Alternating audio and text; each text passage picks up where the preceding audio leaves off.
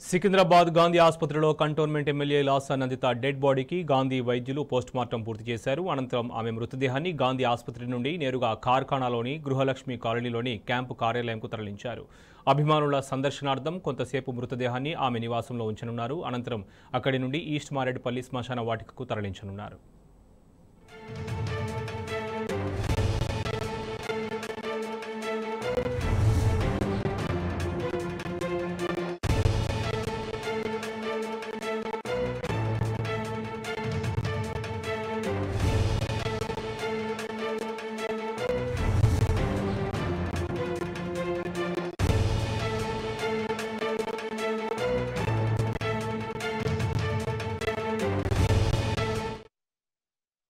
కార్ఖానాలోని నివాసానికి లాస్యా పార్థివ దేహం తరలిస్తారు. దీనికి సంబంధించి పూర్తి సమాచారం మా ప్రతినిధి లివిల్ లైవ్ ద్వారా అందిస్తారు. లివిల్ చెప్పండి. శోభన్, ఏదైతే తెల్లవారుజామున రోడ్డు ప్రమాదంలో మరణించిన కంటోన్మెంట్ ఎమ్మెల్యే లాసినంత పార్థివ దేహానికి గాంధీ హాస్పిటల్లో పోస్టుమార్టం పూర్తయింది. పోస్టుమార్టం పూర్తి అయిన అనంతరం నేరుగా ఇక్కడ కంటోన్మెంట్ లో క్యాంప్ కార్యాలయానికి పార్థివ దేహాన్ని తరలించారు. ఇప్పటికే మాజీ మంత్రులు ఇటు తలసాని శ్రీనివాస్ యాదవ్, హరీష్ రావు తో పాటు పలువురు ఎమ్మెల్యేలు కూడా ఎక్కడికెక్కడ ఎలాంటి ఇబ్బందులు రాకుండా వెంబడుండి మరీ భౌతికాయాన్ని నివాసానికి చేర్పించారు. అయితే ఇక్కడ కాసేపు భౌతికాయాన్ని ఇక్కడ క్యాంప్ కార్యాలయంలో అభిమానుల సందర్శనార్థం నుంచి అనంతరము ఇస్మాడిపల్లిలోని శ్మశాన వాటికలో అంత్యక్రియలు జరగనున్నాయి. అయితే గత సంవత్సరము ఇదే ఫిబ్రవరి నెలలో వాళ్ళ నాన్న మృతి చెందిన బాధాకరమైన విషయంలో ఇప్పటికే విషాద ఛాయలు అనుకున్నాయని చెప్పుకోవచ్చు. వాళ్ళ ఇంట్లో ఇప్పటికే ఎమ్మెల్సీ కవిత సైతం ఉదయం వచ్చి ఇప్పటికీ కుటుంబ సభ్యులంతా పరామర్శించారు. వారికి అండగా ఉంటూ వారి ధైర్యాన్ని ఇస్తున్నారు. అయితే మరి కాసేపట్లో మాజీ ముఖ్యమంత్రి బీఆర్ఎస్ అధినేత కేసీఆర్ కూడా వచ్చే అవకాశం కనిపిస్తుంది. ఎందుకంటే సాయన్న ఏదైతే నిరారంభంగా ప్రజలకు సేవ చేశారో అదే విధంగా కూడా లాసినందిత సేవలు చేస్తూ వస్తుంది. గతంలో కార్పొరేటర్ గా ఉన్న లాసినందిత తన తండ్రి మరణానంతరం వచ్చిన ఎన్నికల్లో లాసినందితకు బీఆర్ఎస్ టికెట్ ఇచ్చింది. బీఆర్ఎస్ టికెట్ మీద ఆమె భారీ మేరతో గెలుపొందింది. అయితే కంటోన్మెంట్ సేవ ప్రజలకు ఎల్లవెల్ల సేవలు అందిస్తూ మన్నలను పొందిన లాసినందిత ఒక్కసారి అటాన్మనం చెందడం పట్ల ఇటు కంటోన్మెంట్ నియోజకవర్గం మొత్తం కూడా విషాద ఛాయలు అనుకున్నాయని చెప్పుకోవచ్చు. ఇప్పటికే తన తండ్రి మరణం నుంచి తేరుకోకముందే మరో మరణ వార్త వాళ్ళ ఇంటి నుంచి వెలువడడంతో వాళ్ళ ఇంట్లో ఉన్న కుటుంబ సభ్యులంతా కూడా ఒక రకమైన దిగ్భ్రాంతికి గురవుతున్నారు. వారు చాలా విషాద ఛాయల్లో మునిగిపోయారు. వారందరినీ కూడా పరామర్శించి ఎవరి తరం కూడా కావట్లేదు.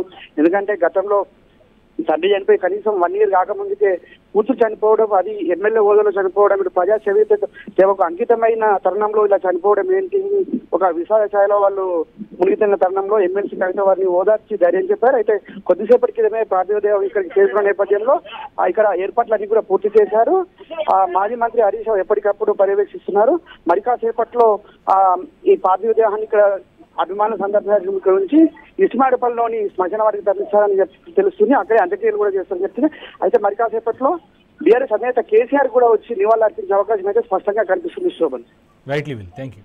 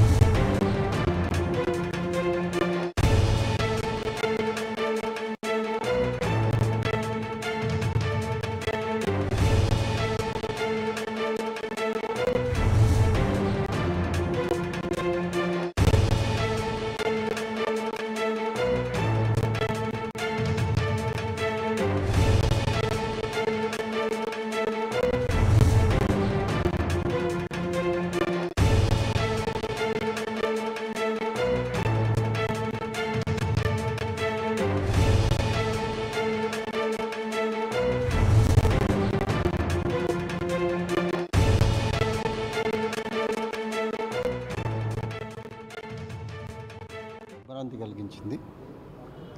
ఎన్నికైన 3 నెలల లోపలనే అత్యంత రాజకీయ భవిష్యత్తు ఉన్న అమ్మాయి, చాలా చురుకైన అమ్మాయి. దురదృష్టం ఈ సంఘటనలో ప్రమాదంలో చనిపోవడం చాలా బాధ కలిగించింది.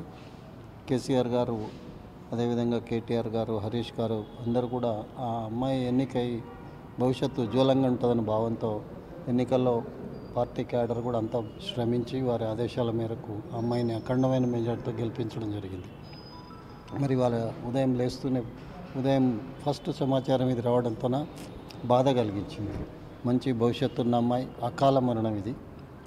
ఆమె ఆత్మకు శాంతి చేకూరాలని ఆ కుటుంబానికి కూడా ప్రగాఢ సానుభూతిని సందర్భంగా తెలియజేస్తున్నాం. 1 సంవత్సరం క్రితం ఇదే మాసం ఏప్రిల్ నెలలోనే వారి తండ్రి గారు సాయన్న గారు ఆయన చనిపోవడం, ఫిబ్రవరి మాసంలోనే ఆయన చనిపోవడం.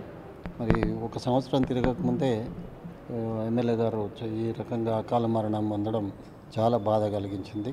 మరి నాకు సాయన్న గారు కూడా, మేము కాలేజీలో కూడా లా చదివేటప్పుడు క్లాస్మేట్స్గా ఉంటాం. మేము కుటుంబంలో ఈ విషాదం వాళ్ళు భరించే శక్తిని దేవుడు ఇవ్వాలని ప్రార్థిస్తున్నాను. సోదరిమణి లాస్యా నందిత గారి మరణం ప్రధానంగా వారి కుటుంబానికి, అదే మాదిరిగా బీఆర్ఎస్ పార్టీ కుటుంబానికి, సమాజానికి కూడా తీరని లోటుగా భావిస్తూ ఆ కుటుంబానికి, బీఆర్ఎస్ శ్రేణులకు అందరూ కూడా ప్రగాఢమైన సానుభూతిని, సంతాపాన్ని తెలియజేస్తూ, ఇది నిజంగా ఒక బాధాకరమైనటువంటి విషయం. ఎన్నికైన 3 నెలల లోపలనే 3 దుర్ఘటనలు. ఈ 3వ దుర్ఘటనలో ఆమె మన మధ్యన వీడి వెళ్ళిపోవడం అంటే నిజంగా ఇది వర్ణనాతీతం. ఇంత దుర్మార్గమైనటువంటి పరిస్థితి ఇంకొకరికి రాకూడదని ఆ భగవంతుని నేను ప్రార్థిస్తూ ఉన్నా. తప్పకుండా నందిత వారి నాన్న నుండి మొదలుకుంటే వారు చేసినటువంటి సేవలకు గాను సమాజం వారిని ఎప్పటికీ గుర్తుంచుకుంటుంది. వారి ఆత్మకు శాంతి చేకూర్చాలని ఆ భగవంతుని ప్రార్థిస్తూ నేను నా సానుభూతి, సంతాపాన్ని తెలియజేస్తాను.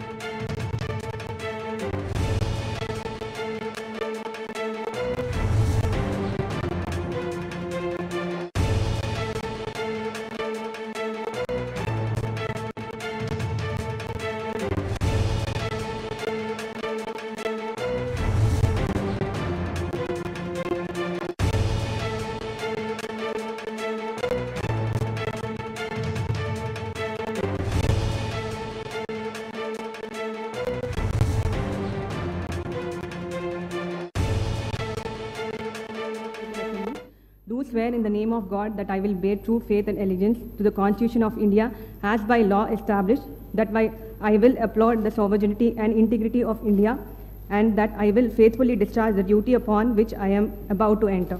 Lasya Nandita Sayanna, having been elected a member of the Legislative Assembly, do swear in the name of God that I will bear true faith and allegiance to the Constitution of India as by law established, that I will uphold the sovereignty and integrity of India, and that I will faithfully discharge the duty upon which I am about to enter.